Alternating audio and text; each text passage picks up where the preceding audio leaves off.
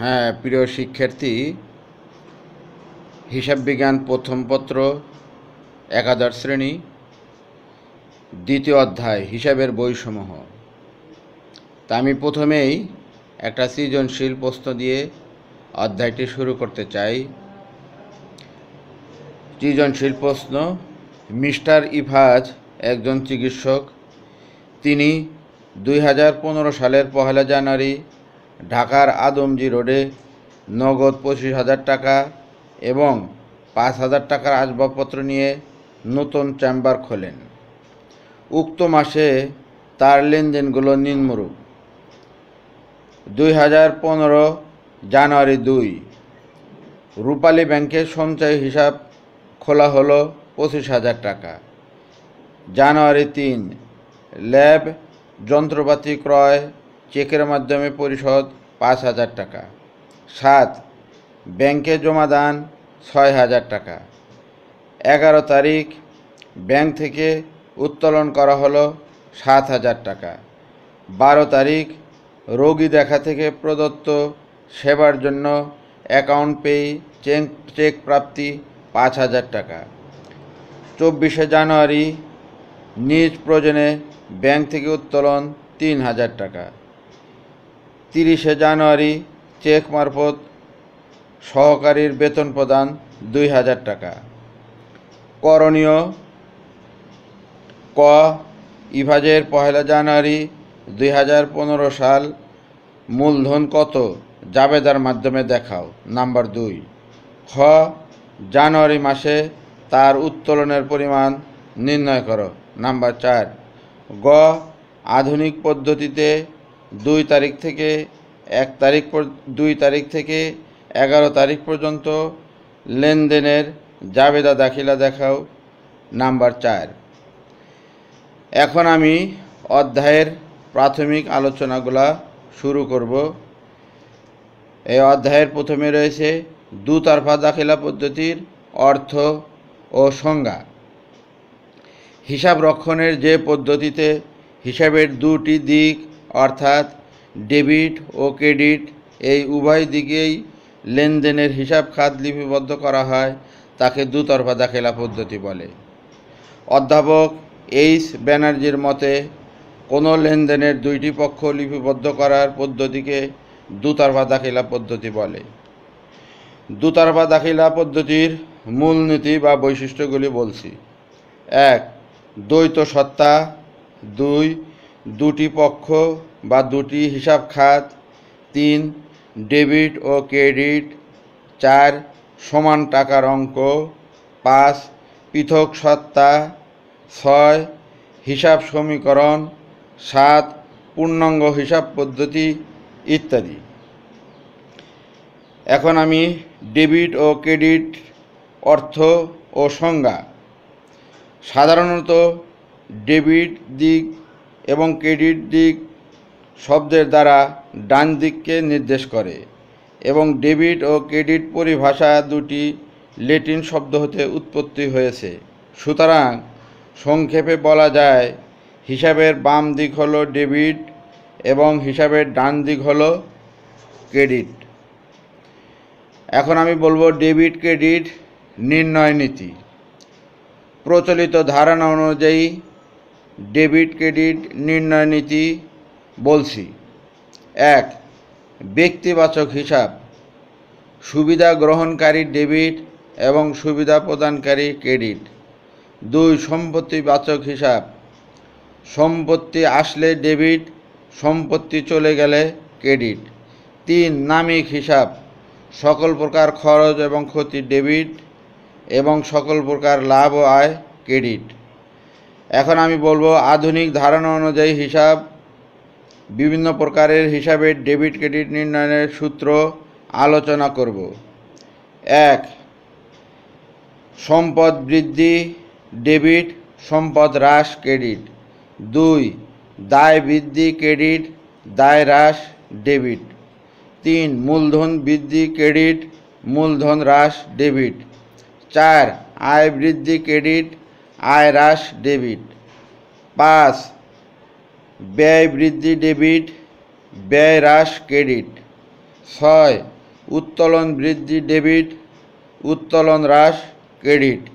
অর্থাৎ আধুনিক ধারণা অনুযায়ী হিসাব 6 প্রকারের এবং ডেবিট ক্রেডিট নির্ণয় নীতিগুলা সংক্ষেপে বললাম। এখন আমি বলবো সমীকরণ অনুযায়ী ডেবিট ক্রেডিট নির্ণয়ের সূত্র সংক্ষেপে। 1, সম্পদ ব্যয় ও উত্তোলন বৃদ্ধি ডেবিট এবং সম্পদ ব্যয় ও উত্তোলন হ্রাস ক্রেডিট। 2, দায় মূলধন ও আয় বৃদ্ধি ক্রেডিট এবং দায় মূলধন ও আয় হ্রাস ডেবিট। এখন আমি হিসাব চক্রের অর্থ এবং সংজ্ঞা দিব। হিসাব রক্ষণ প্রক্রিয়ার ধারাবাহিক আবর্তনকে হিসাব চক্র বলে। হিসাব বিজ্ঞানের কার্যক্রম সমূহের এ আবর্তনকে যদি চিত্রের সাহায্যে দেখানো হয় তবে একটি চক্রের সৃষ্টি হবে, আর এই চক্রকেই হিসাব চক্র বলা হয়। হিসাব চক্রের ধাপসমূহ: 1, লেনদেন শনাক্তকরণ, 2, জাবেদাভুক্তকরণ, 3, খতিয়ানভুক্তকরণ, 4, রেওয়ামিল প্রস্তুতকরণ, 5, সমন্বয় দাখিলা, 6, সমন্বিত রেওয়ামিল এবং কার্যপত্র প্রস্তুতকরণ, এটা ঐচ্ছিক হয়ে থাকে। 7, আর্থিক বিবরণী প্রস্তুত। 8, সমাপনী দাখিলা। 9, সমাপনী রেওয়ামিল। 10, বিপরীত দাখিলা। এই 10টি হিসাব চক্রের ধাপ। এখন আমি হিসাবের প্রাথমিক বইয়ের সংজ্ঞা দিব। হিসাব চক্রের ধাপ অনুযায়ী লেনদেন শনাক্তকরণের পর সর্বপ্রথম জাবেদায় তারিখ অনুযায়ী লিপিবদ্ধ করা হয়। কাজেই জাবেদায় হচ্ছে হিসাবের প্রাথমিক বই। এখন আমি জাবেদার অর্থ এবং সংজ্ঞা তুলে ধরব। ফরাসি জার শব্দ থেকে জার্নাল শব্দটির উৎপত্তি হয়েছে। জার শব্দের অর্থ দিবস বা দিন। জার্নাল শব্দের বাংলা অর্থ জাবেদা। Professor R.J. চেম্বার্সের মতে এ journal is a book containing a record of each day's transactions। অর্থাৎ জাবেদা হলো একটি বই যাতে দৈনিক সংগঠিত লেনদেনগুলো লিখে সংরক্ষণ করা হয়। এখন আমি জাবেদার বৈশিষ্ট্য বলবো। আধুনিক হিসাব চক্রের দ্বিতীয় ধাপ হলো লেনদেন সমূহের জাবেদাভুক্তকরণ। জাবেদার বৈশিষ্ট্যগুলো নিম্নরূপ: 1, প্রাথমিক বই। 2, তারিখ অনুযায়ী লিপিবদ্ধকরণ। 3, দ্বৈত সত্তা। 4, সহকারী বই। 5, দৈনিক বই। 6, নির্দিষ্ট ছক। 7, শ্রেণীবিভাগ ইত্যাদি। এখন আমি জাবেদার বিভিন্ন নাম বলবো। 1, মূল বই। 2, প্রথম পর্যায়ের বই। 3, প্রাথমিক বই। 4, দৈনিক বই। 5, সহকারী বই। 6, প্রথম দাখিলার বই। 7, কালানুক্রমিক বই ইত্যাদি নামে জাবেদাকে নামভুক্ত করা হয়। এখন আমি জাবেদার কয়েকটি উদ্দেশ্য বলবো। 1, লেনদেনের প্রাথমিক লিপিবদ্ধকরণ। 2, লেনদেনের খতিয়ানভুক্তকরণ সহজীকরণ। 3, প্রমাণ্য দলিল। 4, ভুল সংশোধন। 5, দক্ষতা বৃদ্ধি ইত্যাদি। সাধারণ জাবেদার ছক আমি দিব। সাধারণ জাবেদার ছকে মোট 5টি ঘর থাকে। 1, তারিখ। 2, বিবরণ বা হিসাবের শিরোনাম ও ব্যাখ্যা। 3, খতিয়ান পৃষ্ঠা অথবা রেফারেন্স। 4, ডেবিট টাকার ঘর। 5, ক্রেডিট টাকার ঘর। এখন আমি জাবেদা লিখনের সময় মনে রাখার কিছু বিষয় রয়েছে, সেদিকে আলোকপাত করব। 1. ব্যবসায়ের উদ্দেশ্যে কোনো সম্পদ ক্রয় করা হলে উক্ত সম্পদকে ক্রয় হিসাবে ডেবিট করা যাবে না। 2.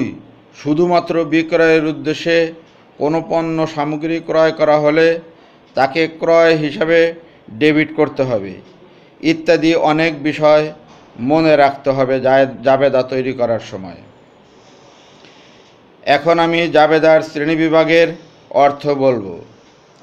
হিসাব সংরক্ষণের সুবিধার্থে কারবারের সকল লেনদেন একটিমাত্র জাবেদায় সংরক্ষণ না করে লেনদেনের প্রকৃতি অনুযায়ী একাধিক বিশেষ জাবেদায় সংরক্ষণ করার ব্যবস্থাকে জাবেদার শ্রেণীবিভাগ বলে।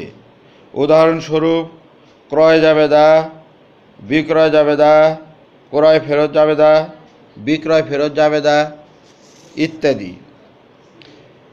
এখন আমি জাবেদার শ্রেণীবিভাগের উদ্দেশ্য, গুরুত্ব এবং সুবিধার কয়েকটি পয়েন্ট বলবো। 1. সময় ও শ্রমের সাশ্রয়। 2. তথ্য প্রাপ্তি। 3. ভুল ও জালিয়াতি রোধ। 4. প্রাথমিক বইয়ের আকৃতি হ্রাস। 5. কর্মদক্ষতা বৃদ্ধি। 6. জটিলতা হ্রাস। 7. দায়িত্ববোধ বৃদ্ধি।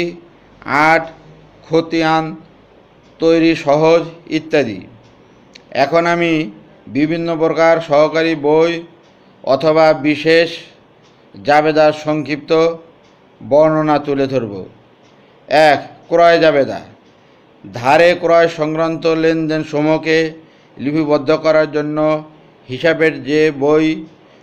হিসাবের যে প্রাথমিক বই ব্যবহার করা হয় তাকে ক্রয় জাবেদা বলা হয়। ক্রয় জাবেদাকে দৈনিক ক্রয় বই নামেও অভিহিত করা হয়। আধুনিক নিয়মে ক্রয় জাবেদার 5টি ঘর থাকে। 1. তারিখ। 2. ক্রেডিটকৃত হিসাব। 3. শর্ত। 4. চালান নম্বর। 5. রেফারেন্স বা সূত্র ইত্যাদি। এই ক্রয় জাবেদাকে বহুগড়া ক্রয় জাবেদায়ও তৈরি করা যায়। এখন আমি বিক্রয় জাবেদার সংজ্ঞা তুলে ধরব। ধারে বিক্রয় সংক্রান্ত লেনদেন লিপিবদ্ধ করার জন্য যে প্রাথমিক জাবেদা তৈরি করা হয় তাকে বিক্রয় জাবেদা বলা হয়। বিক্রয় জাবেদাকে দৈনিক বিক্রয় বই নামেও অভিহিত করা হয়। আধুনিক নিয়মে বিক্রয় জাবেদার 4টি ঘর থাকে। 1. তারিখ। 2. ডেবিট হিসাব খাত। 3. চালান নম্বর। 4. সূত্র। তো সবাইকে ধন্যবাদ। আমরা এই লেকচারটা 3টা ধাপে দিব। এখন প্রথম ধাপ, এর পরবর্তীতে আমি দ্বিতীয় ধাপটা তুলে ধরছি।